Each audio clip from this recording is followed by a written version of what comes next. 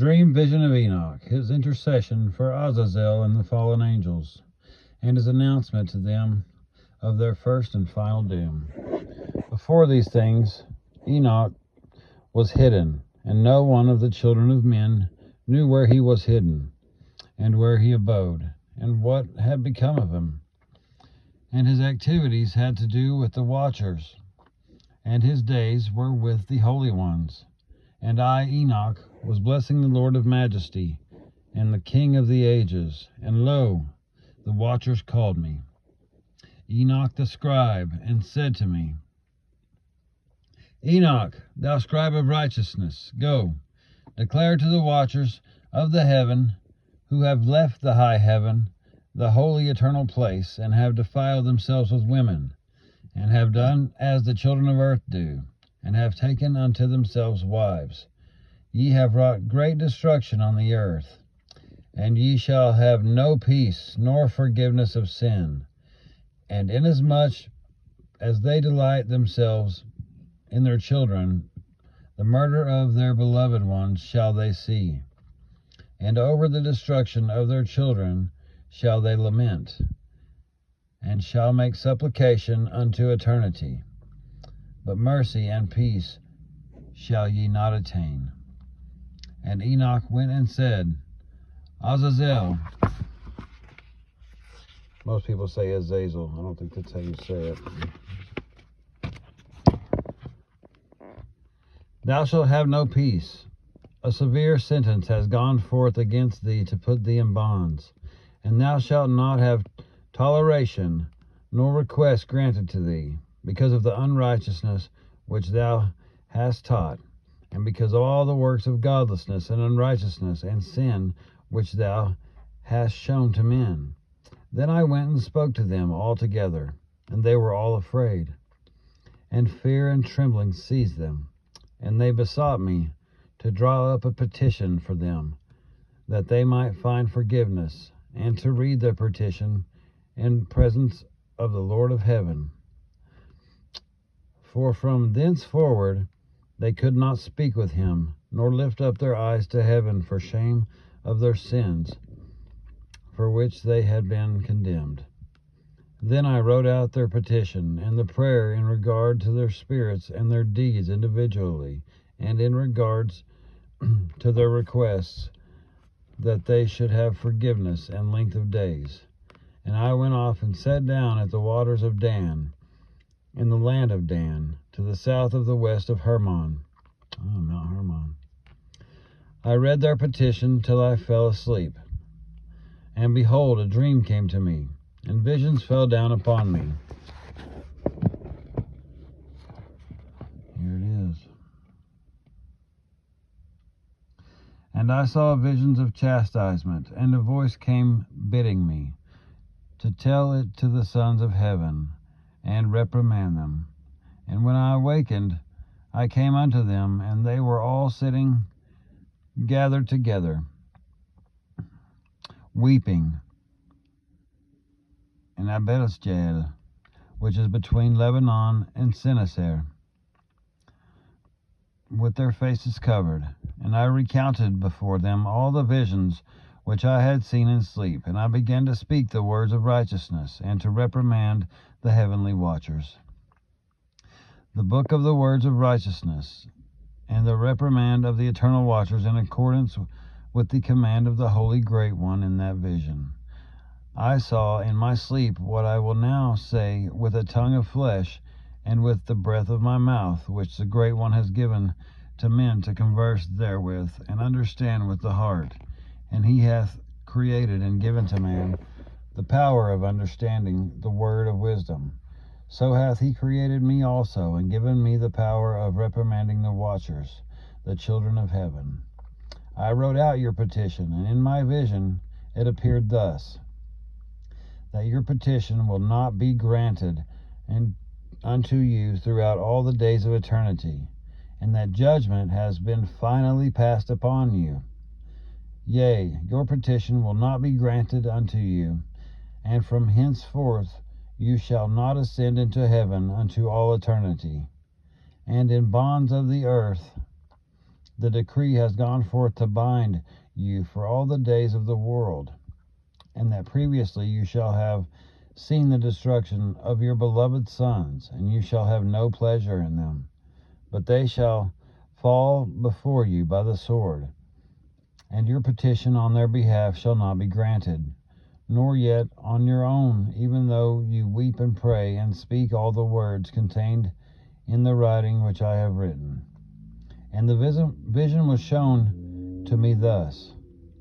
Behold, in the vision clouds invited me, and a mist summoned me, and the course of the stars and the lightnings sped and hastened me. And the winds in the vision caused me to fly, and lifted me upward, and bore me into heaven. And I went in till I drew nigh to a wall, which is built of crystals and surrounded by tongues of fire. And it began to affright me. It scared him. And I went into the tongues of fire, and drew nigh to a large house, which was built of crystals, and the walls of the house were like a tessellated floor made of crystals, and its groundwork was of crystal. Its ceiling was like the path of the stars and the lightnings, and between them were fiery cherubim, and their heaven was clear as water, and flaming fire surrounded the walls, and its portals blazed with fire. And I entered into that house, and it was hot as fire and cold as ice. There were no delights of life therein. Fear covered me, and trembling gat hold upon me. And as I quaked and trembled, I fell upon my face, and I beheld a vision, and lo, there was a second house, greater than the former.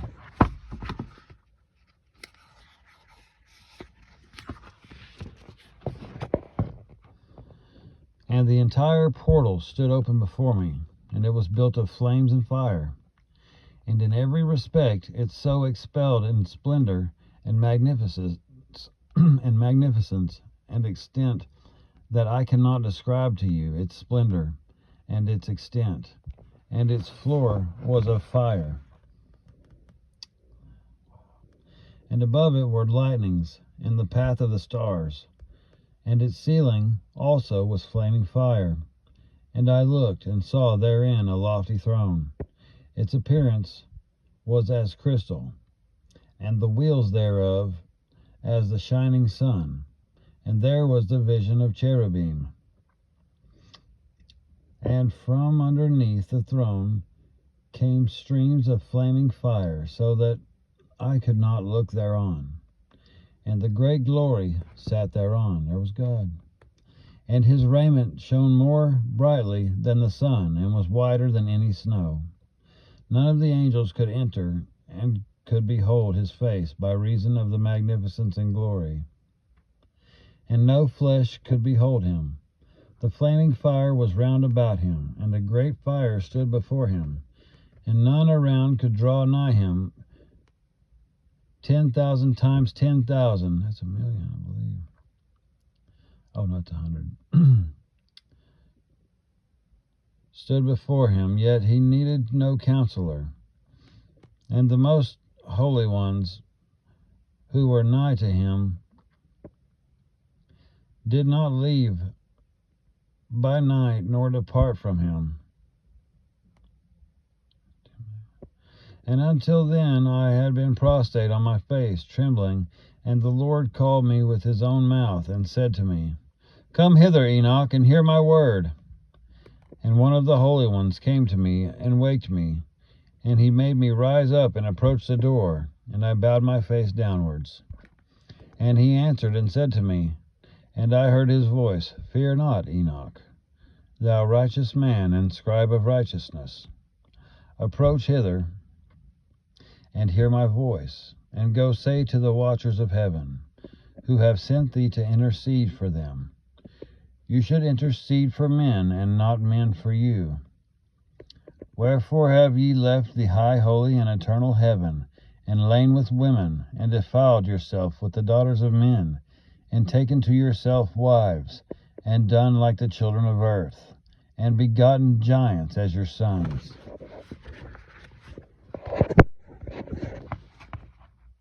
And though ye were holy, spiritual, living the eternal life, you have defiled yourselves with the blood of women, and have begotten children with the blood of flesh. And as the children of men have lusted after flesh and blood, as those also do who die and perish. Therefore have I given them wives also, that they might impregnate them, and beget children by them, that thus nothing might be wanting to them on earth.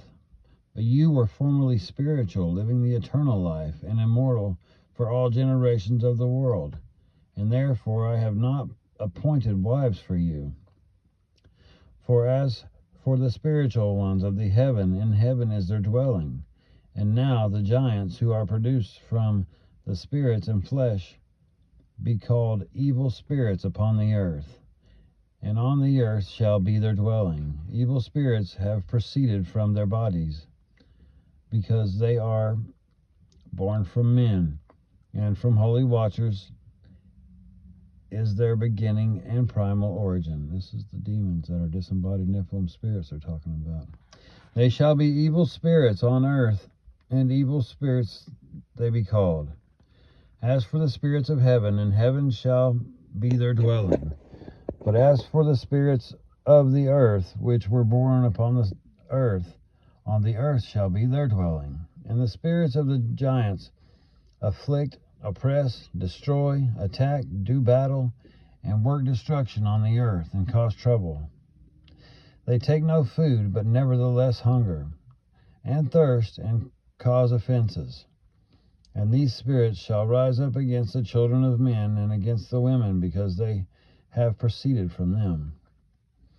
From the days of the slaughter and destruction and death of the giants, from the souls of whose flesh the spirits, having gone forth, shall destroy without incurring judgment. Thus shall they destroy until the day of the consummation, the great judgment, in which the age shall be consummated over the watchers and the godless. Yea, shall be wholly consummated. And now as to the watchers who have sent thee to intercede for them, who had been aforetime in heaven,